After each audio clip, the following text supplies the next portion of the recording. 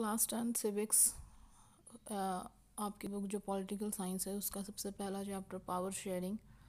Today we will started.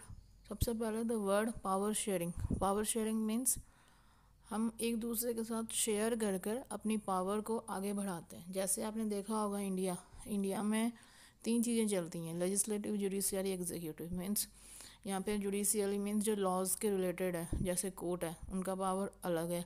Legislative और जो executive means जो एग्जीक्यूशंस में लेके आते हैं, जैसे प्राइम मिनिस्टर हो गए, ये सारे इनका अलग अलग। तो सारे पावर शेयरिंग मीन्स इकट्ठे काम करना, सारे शेयर करके। So let's start. In this chapter 2 countries के बारे में बताया गया है, Belgium and Sri Lanka. Belgium is a small country in Europe with a population of 1 crore, about half the population of Haryana. ये कितनी है? हाफ पॉपुलेशन होगी हरियाणा की। Of the countries total population 59% speak Dutch language, 40% speak French and remaining 1% speak German language. ठीक है, तो इस तरह से उस कंट्री में डिवीज़न है उनकी लैंग्वेज के ऊपर। Look at the map below to know the language variation of Belgium. यहाँ पे आपको एक मैप आएगा, वहाँ पे आप देख सकते हो कि किस तरह से वो लोग लैंग्वेज चेंज करते थे। The minority French speaking community was rich and powerful, so they got the benefit of economic development and education. अब सबसे ज़्यादा फ्रेंच स्पीकिंग की थी। This created tensions between the Dutch speaking and French speaking communities during 1950s and 1960s। अब यहाँ पे देखिए, जो फ्रेंच बोलते थे उनके पास सबसे ज़्यादा थी, उसके बाद आपके डच स्पीकिंग की आएगी और जर्मन वालों की। ठीक है, तो अब यहाँ पे उनमें एक टेंशन बनने लग गई कि किस तरह से उन कंट्रीज़ में जो वो लैंग्वेज बोलते हैं, जो सबसे ज़्यादा लैंग्वेज बोलते हैं, उनकी पावर ज़्यादा होगी। ओके, सो यहाँ पे था क्या? Accommodation in Belgium. In Belgium, the government handled the community difference very well. Between 1970 and 1993, Belgian leaders amended their constitution 4 times and came up with a new model to run the government. यहाँ पे क्या है, जो Belgium है उन्होंने अपनी जो constitution थी वो 4 बार पहले अमेंड कर दी थी, उसके बाद लास्ट में नई कॉन्स्टिट्यूशन के साथ आए हैं। उसमें क्या बताया इन्होंने?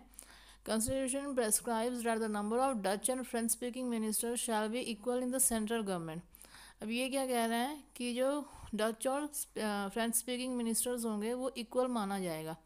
Some special laws require the support of majority of members from each linguistic group. कुछ लॉज बनाए गए थे जिससे हम उनको बताया जाएगा कि वो सारे इक्वल हैं। Thus no single community can make decisions unilaterally. तो इसमें क्या बताया गया कि कोई भी एक सिंगल कम्युनिटी अपना मतलब पावर नहीं कर सकती, सारे मिलकर करेंगे। सेकंड पॉइंट था, the state government are not subordinate to the central government. State government जो होगी वो सबॉर्डिनेट के अंडर काम नहीं करेगी, मीन्स उसका अपना क्रिएशन होगा, वो हेल्प के साथ आगे चलेगी, ऐसा नहीं कि वो उसके अंडर काम करे। ठीक है, तो state government are not subordinate, वो उसका हिस्सा नहीं था, उसके मतलब अंडर ऐसे काम नहीं कर सकते थे, तो वो लोग अपना बनाना चाहते थे। Brussels have a separate government in which both communities have equal representation. अब ब्रुसेल जो थी वो थी बेल्जियम की कैपिटल। वो कहती थी कि हम अपना डिफरेंट गवर्नमेंट बनाना चाहते हैं जिसमें बोथ कम्युनिटीज़ को इक्वल रिप्रेजेंटेशन दिया जाए, मीन्स डच बोलने वालों को भी और फ्रेंच बोलने वालों को। Apart from central and state government, there is a third kind of government. This community government is elected by people belonging to one language community. अब इसमें तीसरी गवर्नमेंट बनी जहाँ पे एक जैसे की भाषा बोली जाएगी, जैसे डच है तो डच की बोली जाएगी, फ्रेंच है तो फ्रेंच की बोली जाएगी, जर्मन है तो जर्मन की बोली जाएगी। No matter where they live, ये नहीं पता चलता था कहाँ पे वो रह रहे हैं। This government has a power regarding cultural, educational and language related issues. तो इस तरह से बेल्जियम में क्या था, इनके इश्यूज़ बन रहे थे उनकी लैंग्वेज के रिगार्डिंग। ठीक है, उनके कल्चर के ऊपर और वो किस तरह से एजुकेशनल स्टडी से बिलोंग करते थे। The Belgium model was very complicated but it have to avoid civic strife between the 2 major communities. ये काफ़ी मीन्स कॉम्प्लिकेटेड था, बट इन्होंने एक सिविक स्ट्राइफ बंद करवा दिया। सिविक स्ट्राइफ मतलब जो 2 कम्युनिटी के बीच में था, डच और फ्रेंच बोलने वालों के बीच में जो एक स्ट्राइक हो रहा था, एक लड़ाई हो रही थी, उसको उन्होंने बंद करवा दिया। तो इस तरह से बेल्जियम में क्या था, लैंग्वेज के ऊपर उनकी डिवीज़न थी कि जो ये बोलते थे डच बोलते थे उनकी अलग होगी, जर्मन वालों की अलग, फ्रेंच वालों की अलग। अब हम देखेंगे श्रीलंका की। स्टोरी ऑफ श्रीलंका में क्या है, now let's take the situation of another country Sri Lanka. It is an island nation having a population of 2 crore, जो कि हरियाणा के बराबर की थी।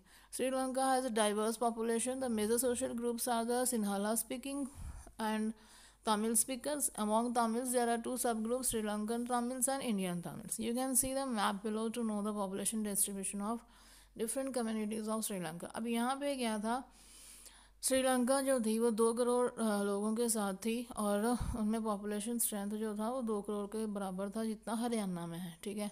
तो अब यहाँ पे क्या था, 2 ग्रुप में श्रीलंका भी डिवाइड थी, एक है सिन्हाला स्पीकर्स, एक है तमिल स्पीकर्स। अब तमिल स्पीकर्स आगे चल के फिर से 2 तरह के थे, Sri Lankan Tamils and Indian Tamils, ठीक है।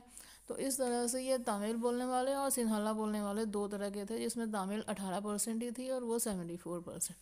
अब यहाँ पे ग्राफ है, आप देख सकते हो कि जो सिन्हाला स्पीकर्स है येलो वाले वो सबसे ज़्यादा है, और तमिल वाले जो हैं वो मोस्टली कम है। तो इन्होंने क्या किया, जो सिन्हाला स्पीकर्स थे इन्होंने आगे चलकर बोला कि जैसे कि हमारी लैंग्वेज सबसे ज़्यादा बोली जा रही है तो हम अपनी यहाँ पे गवर्नमेंट बनाएंगे, ठीक है।